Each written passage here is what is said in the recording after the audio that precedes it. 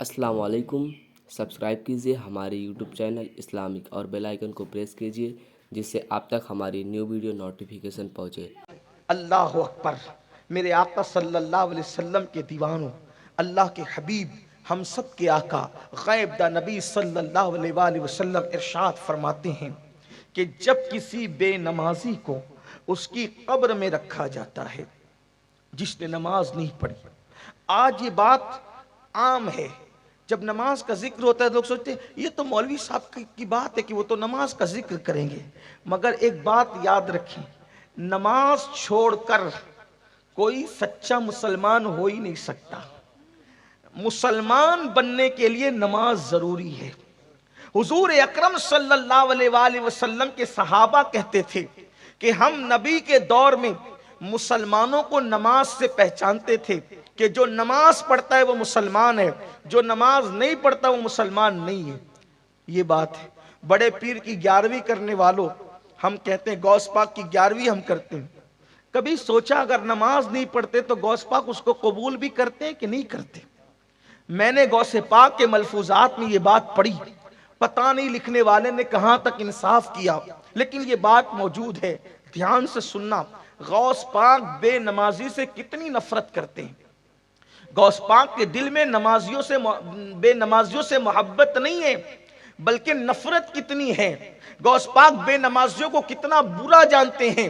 سرکار غوث العظم دستگیر پیران پیر کا فرمان ہے، فرماتے ہیں اگر تم رستہ چل رہے ہو، رستے سے آ رہے ہو اور تمہارے پاس راستے میں ایک کتا گندگی میں بھرا ہوا آ رہا ہے اور ایک بے نمازی آ رہا ہے، اب تمہیں دونوں کی بیچ سے گزرنا ہے، اب آپ کو یا تو کتے کی طرف ہٹنا پڑے یا تو بے نمازی کی طرف ہٹنا پڑے، تو تم ہٹو گے کدھر؟ وہ فرماتے ہیں جو گندگی میں بھرا ہوا کتا ہے اس کی طرف ہٹ جانا، مگر بے نمازی کی طرف مت ہٹنا، اس لیے کہ کتے کی جو نجاست ہے اگر وہ تمہارے جسم پہ لگ گئی تو اس کو آپ تھوڑے سے پانی سے دھل کر پاک ہو جاؤ گے، لیکن بے نمازی کی نحوست اگر تم پر پڑ گئی تو اس کو دنیا کے کوئی سمندر کا پانی دھو نہیں سکے گا۔ آپ مجھے بتائیں کہ بے نمازی سے اتنی نفرت غوث پاک کر رہے ہیں اور ہم لوگ مسجدوں کو ویران کر چکے ہیں،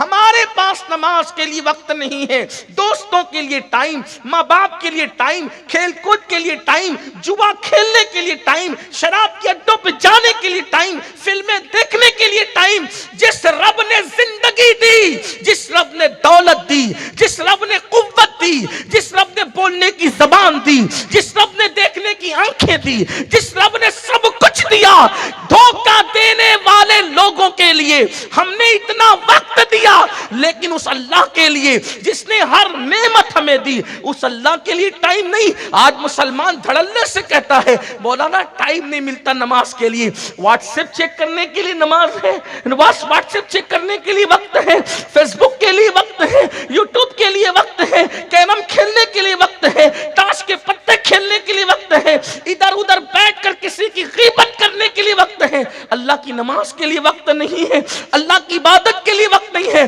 سوچو اس غلام کا حشر کیا ہوگا جو اپنے آقا کی بارگاہ میں حاضر ہونے کے لیے وقت نہیں دیتا۔ جس رب نے سب کچھ دیا اس رب کے لیے ٹائم نہیں اپنے پاس، انجام کیا ہوگا؟ انجام کیا ہوگا؟ سنو، اللہ کرے کسی کے دل میں بات اترے، اپنے حال پہ رحم کر لو، اس سے پہلے کہ ہماری نماز جنازہ پڑھی جائے نمازی بن جاؤ، اس سے پہلے کہ موت کا فرشتہ آ کر ہمارے جسم کا تعلق ہماری روح سے توڑ دے بدل جاؤ، ورنہ پچھتانے کے سوا کچھ ہاتھ نہیں آئے گا۔ یہ بڑے بڑے مکانات، یہ بڑی بڑی کاریں، یہ بڑا بڑا بینک بیلنس، یہ بڑی بڑی جائیداد، یہ کھیتیاں سب یہیں رہے گی، کفن میں کچھ نہیں لے جانا ہے اعمال کے سوا۔ جو کفن میں لے جانا ہے اس کے لیے ٹائم نہیں، جو یہاں پڑی رہ جانا ہے اس کے لیے رات دن محنت، جھوٹ بول بول کے مال کما رہے ہیں، ناپ تول میں کمیاں کر رہے ہیں، لاٹریاں کھیل رہے ہیں، جوا کھیل رہے ہیں، سود کھا رہے ہیں، جو سب چھوڑ کر جانا ہے اس کے لیے رات دن محنت، جو قبر میں لے جانا ہے اس کے لیے کوئی محنت نہیں۔ تو اپنے سچے نبی نے فرمایا، میری ماں اور بہنوں کی بھی خاص توجہ، یہ بات صرف مردوں کے لیے نہیں ہے، یہ عورتوں کے لیے، ہر انسان کے لیے ہے۔ میرے آقا فرماتے ہیں صلی اللہ علیہ وآلہ وسلم کہ جب بے نمازی کو اس کی قبر میں رکھا جاتا ہے تو 99 سانپ، 90 پر 9، 99 سانپ اس کی قبر میں ڈال دیے جاتے ہیں اللہ کی طرف سے۔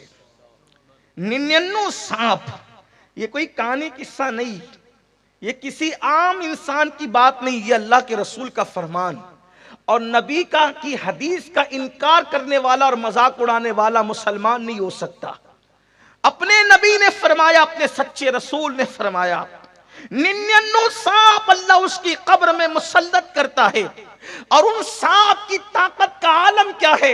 ارشاد فرمایا وہ جو 99 سانپ ہیں اس میں سے ایک ایک سانپ کی قوت کا حال یہ ہے کہ اگر وہ سانپ کسی پہاڑ پہ ڈنک مار دے تو پہاڑ ریزہ ریزہ ہو جائے، اگر وہ سانپ دنیا میں پھونک مارے، پھنکار دے تو اس کی گرمی سے سارے انسان مر جائے۔ ایک سانپ اتنی طاقت والا ہے، ایسے طاقتور 99 سانپ بے نمازی کی قبر میں مسلط کیے جاتے ہیں۔ اس نے اگر فجر کی نماز نہیں پڑھی تھی تو ظہر تک وہ سانپ اس کو ڈستے رہتے ہیں، اللہ اکبر۔ پھر ظہر نہیں پڑھی تھی، عصر تک وہ سانپ اس کو ڈستے رہتے ہیں، مغرب نہیں پڑی تھی، مغرب تک کے وہ سانپ اس کو ڈستے رہتے ہیں، عشاء نہیں پڑی تھی، اللہ اکبر، مغرب نہیں پڑی تھی، عشاء تک سانپ ڈستے رہتے ہیں، عشاء نہیں پڑی تھی، فجر تک سانپ ڈستے رہتے ہیں۔ یہ ڈسنے کا سلسلہ اللہ اکبر اس وقت تک چلتا رہے گا جب تک اللہ چاہے گا۔ اب آپ مجھے بتائیں، اگر چھوٹا سا کیڑا ہمیں ڈنک مار دے، اگر چونٹی ہمیں کاٹ لے، کتنی تکلیف ہوتی ہے، کتنا درد ہوتا ہے۔ بچھو ڈنک مارے، اس اللہ نہ کرے کسی کو کبھی بچھو نے کاٹا ہو، جن کو کاٹا ہو ان کو پتا ہوگا کہ پورے جسم میں ایک انگار سی ہو جاتی ہے، ایک جلن سی ہو جاتی ہے۔ دنیا کا بچھو، کھیت کا بچھو ایک ڈنک مارے تو انسان ایسے تڑپتا ہے اور ایسے بلکتا ہے کہ اللہ اکبر، اس کو قرار نہیں آتا۔ تو جس کو اللہ کے مسلط کی ہوئے سانپ ڈستے ہوں گے اور پھر وہاں کوئی بچانے والا نہیں، نہ ماں بچانے والی، نہ باپ بچانے والا، نہ بھائی بچانے والا، سوچو ہم اپنے آپ پہ کتنا ظلم کر رہے ہیں۔ بتاؤ، ایک وقت کی نماز کے لیے 10 منٹ سے زیادہ کا ٹائم نہیں لگتا، اگر ہم 10 منٹ کا ٹائم ایک نماز کے لیے نکالیں، 5 وقت کی نماز کے لیے 50 منٹ کا ٹائم ہے، یہ 50 منٹ ہم نکال دیں تو کتنے بڑے عذاب سے بچ جائیں گے۔ ارے عذاب سے تو بچ ہی جائیں گے، لیکن ساتھ ہی ساتھ ہمارا انعام کیا ہوگا؟ ہماری قبر کو انشاءاللہ نماز کی برکت سے جنت کے باغوں میں سے ایک باغ بنا دیا جائے گا۔ بلکہ حدیث پاک میں آتا ہے جب نماز پڑھنے والے کو اس کی قبر میں رکھا جاتا ہے، نماز پڑھنے والے کو اس کی قبر میں رکھا جاتا ہے تو وہ کیا دیکھتا ہے کہ سورج غروب ہو رہا ہے۔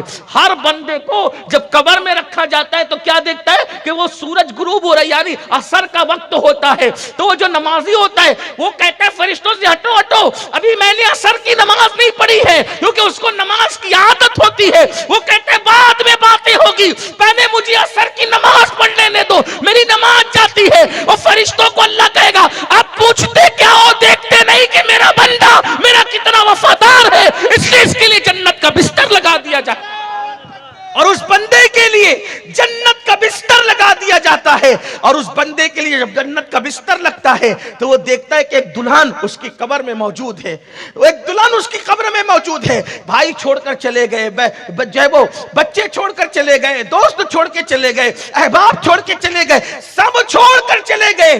وہ پریشان تھا، لیکن دیکھتا ہے کہ ایک دلہن اس کی قبر میں موجود ہے۔ کہتا ہے آپ کون ہے؟ تو وہ گھونگٹ اٹھا کر کہتی ہے میں تیری نماز ہوں، جب میرا وقت آتا تھا تو تو سب کو چھوڑ دیتا تھا، آج تجھے سب نے چھوڑ دیا ہے تو تیرا دل بہلانے کے لیے اللہ نے مجھے تیری قبر میں بھیجا ہے، اب قیامت تک میں تیرا ساتھ دیتی رہوں گی، تیرا دل بہلاتی رہوں گی۔ اس لیے میرے عزیز بھائیوں، سفر میں رہو تو بھی نماز پڑھو، گھر پہ رہو تو بھی نماز پڑھو، خوشی ہو تو بھی نماز پڑھو، غم ہو تو بھی نماز پڑھو، اور یاد رکھنا یہ مت سوچنا اللہ میری قبول کرے گا کہ نہیں کرے گا، یہ بات دماغ سے نکال دو۔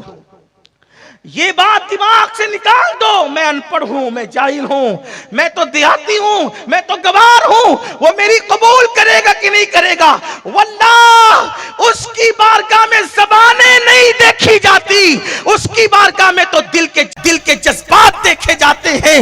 جب کوئی بندہ دل سے جھک جاتا ہے، ایک ہی سجدے پر اللہ اس کو جنت کی بشارت عطا کر دیتا ہے۔ یہ ایک سجدہ جسے تو گرا سمجھتا ہے، یہ ایک سجدہ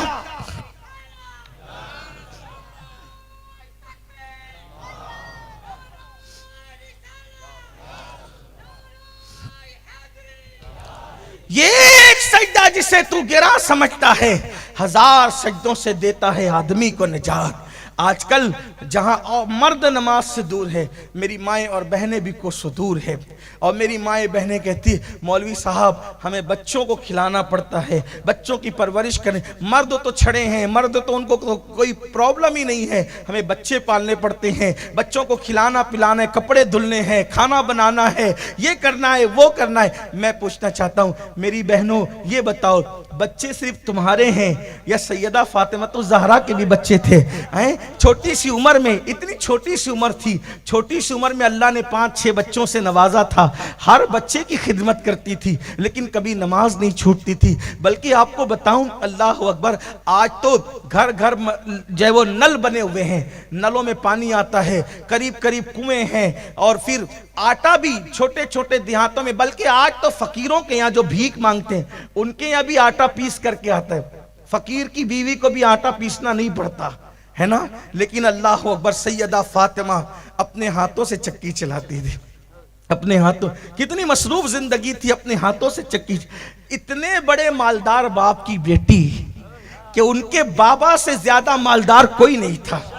لوگ کہتے ہیں کہ مالدار باپ کی بیٹیاں بڑے عیش پرست ہوتی ہے، لیکن میں کہتا ہوں سب ایسی نہیں ہوتی۔ واللہ سیدہ فاطمہ کے بابا سے بڑا مالدار کوئی ہو نہیں سکتا، کیونکہ کسی کا باپ کھیت کا مالک، کسی کا باپ زمین کا مالک، کسی کا باپ گاؤں کا مالک، کسی کا باپ جاگیر کا مالک۔ سیدہ فاطمہ کے بابا وہ تھے جسے اللہ نے آسمان سے لے کے زمین تک کے ہر چیز کا مالک بنایا تھا، حتیٰ کہ اللہ نے انہیں جنت کا مالک بنا دیا تھا۔ خالق کل نے آپ کو مالک کل بنا دیا، دونوں جہاں ہیں آپ کے قبضہ و اختیار میں۔ نعرہ تکبیر، ایسے نعرہ رسالت، نعرہ رسالت، محفل مصطفیٰ۔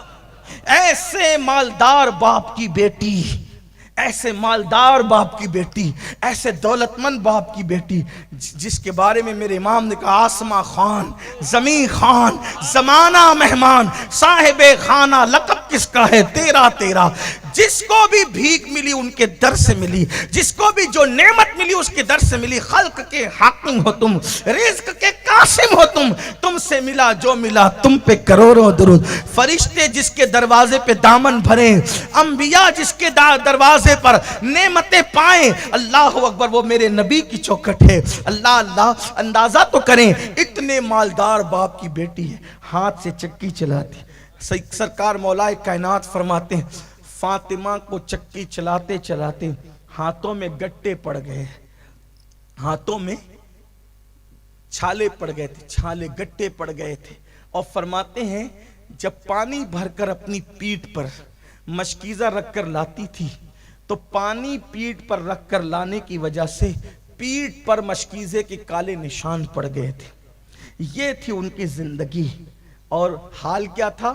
نماز تو نماز ہے، فرض تو فرض ہے، واجبات تو واجبات ہیں، تہجد ہو یا رات کی عبادت ہو۔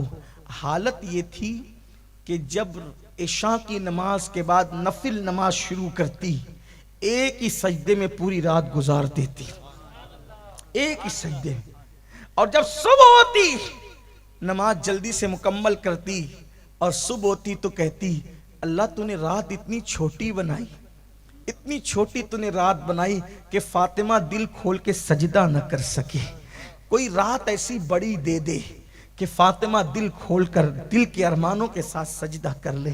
سیدہ فاطمہ کو عبادت کے لیے رات چھوٹی پڑتی تھی، اور میری ماں اور بہنوں کو فلمیں دیکھنے کے لیے اور سیریل دیکھنے کے لیے رات چھوٹی پڑتی ہے، رت جگہوں میں ناچنے کے لیے رات چھوٹی پڑتی ہے، بے پردہ گھومنے کے لیے رات چھوٹی پڑتی ہے۔